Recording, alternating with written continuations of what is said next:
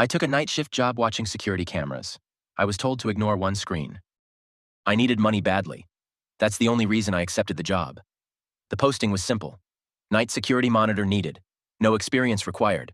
30-hour, overnight. That alone should have been a red flag. The building was an old office complex on the edge of town, half abandoned, half still in use. When I arrived for my first shift, the manager barely looked at me. He handed me a key card, a cheap flashlight, and a single sheet of paper. "These are the rules," he said. "Read them. Follow them exactly." Before I could ask questions, he left. The security room was small and windowless.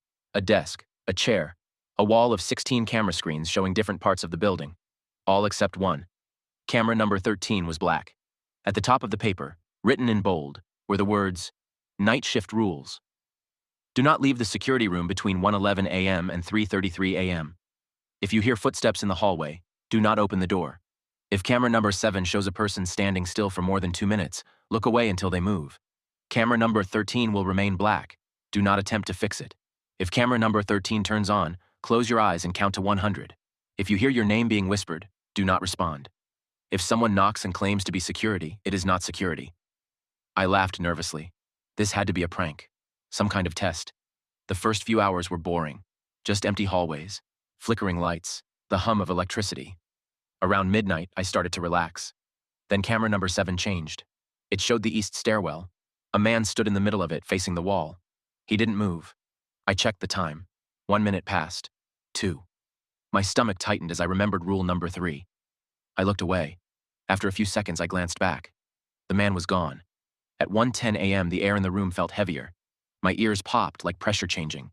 Then the clock ticked over. 1:11 a.m. That's when I heard footsteps. Slow, careful. Right outside the security room door. I froze. The footsteps stopped.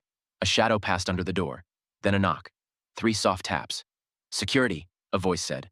Calm, friendly. "Open up." My heart slammed against my ribs.